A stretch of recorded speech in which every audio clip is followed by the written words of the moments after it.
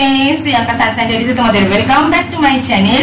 তো আজকে কিন্তু দেখাবো আবার ঝট জলদি বিরিয়ানি, কারণ আমার ছেলেমেয়েরা কিন্তু fried rice, chilli chicken, biryani এসবই ভালো খায়। ছেলে মানুষ না, বাচ্চা মানুষ, তো এসবই তো ভালো খাবে। তার সাথে কিন্তু আমিও খুব ভালো খাই। আমার কিন্তু বিরিয়ানি কিন্তু ফেভারিট। আর কাদের কাদের বিরিয়ানি ফেভারিট অবশ্যই কিন্তু কমেন্ট করবে।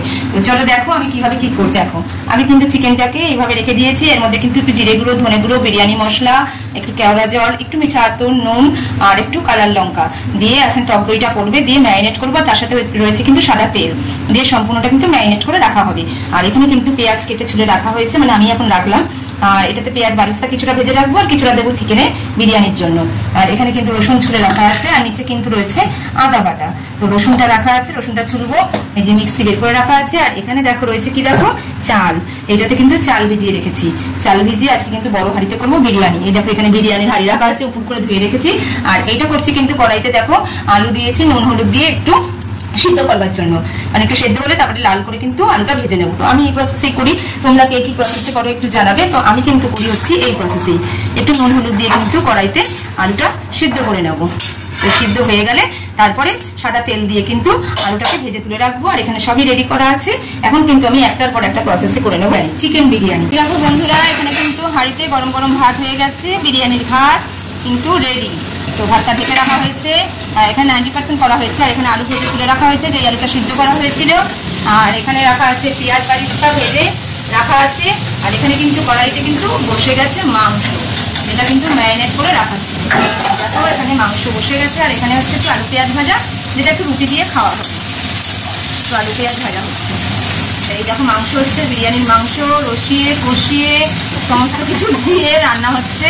এই দেখো বন্ধুরা, এখানে কিন্তু চিকেনটা কষানো হয়ে গেছে, কিরকম লাল লাল দেখো। তো বিরিয়ানির চিকেন কিন্তু হয়ে গেছে, আর আলু তো ভাজাই ছিল। আর এই হচ্ছে কিন্তু বারিস্তা, আর এইটা কি বলতো, মিঠা আতর। এটা না দিলে তো বিরিয়ানির সেন্টই হবে না। তো এই দেখো করা হয়ে গেছে, এখানে চিকেন ভালো করে একদম কষানো হয়ে গেছে। আর নিচে কিন্তু হাঁড়িতে ভাত আছে। তো দেখো বিরিয়ানিটা এখন কিন্তু মিশিয়ে একটু দমে রাখলেই হয়ে যাবে বিরিয়ানি কমপ্লিট। তো চলো একটু মিশিয়ে তারপর তোমাদের সাথে আবার ফিরে আসছি। এই দেখো বন্ধুরা, বিরিয়ানি কিন্তু আমার রেডি। তো কেমন হয়েছে অবশ্যই কমেন্ট করো। বিরিয়ানি দেখেছো, দারুণ খেতে হয়েছে কিন্তু দারুণ। তোমরা তো আর না খেয়ে কি বুঝবে, আমার বাড়িতে চলে আসবে, আমি এরকম তোমাদেরকে গরম গরম বিরিয়ানি করে খাওয়াবো। আর যেই মাংসটা কষিয়েছিলাম সেটা কিন্তু একটু তুলে রেখে দিয়েছি, কারণ আমার মেয়েটা খেতে খুব পছন্দ করে, মানে রাইস দিয়ে বিরিয়ানির সাথে এই মাংস গ্রেভিটা দিয়ে খাবে, ও খুব ভালোবাসে। আর এখানে তো রুটি আলু ভাজা করা আছে।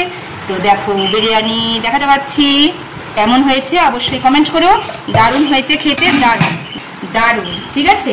তো এইভাবে বিরিয়ানি করে খাবে, অবশ্যই কিন্তু ভালো লাগবে। শুধু বিরিয়ানিটা ঝাঁকানোর সময় একটু মিঠা তো দিয়ে দিয়েছিলাম। তো ঝাঁকানোর সময় দেখাতে পারি, কারণ নিজেই ঝাঁকাচ্ছিলাম। তো আমার ভিডিওটা করবে কে, ক্যামেরাটা করবে কে, তো এই জন্য ঝাঁকানোর সময় শুধু মিঠা আতর দিয়ে একটু দমে 5 মিনিট রেখে নামিয়ে দিয়েছিলাম। তো হয়ে গেছে বিরিয়ানি। আর চট জলদি এরকম ঘরোয়া বিরিয়ানি কিন্তু অবশ্যই সবাই করে খেয়ে নেবে। আর আজকে কিন্তু শুধু বিরিয়ানির ভিডিওটাই তোমাদের সাথে শেয়ার করলাম। তো চলো বন্ধুরা, গুড নাইট, টাটা, বাই। আর সবাই ভালো থাকবে, সুস্থ থাকবে, আমিও যেন ভালো থাকতে পারি, সুস্থ থাকতে পারি। চলো টাটা।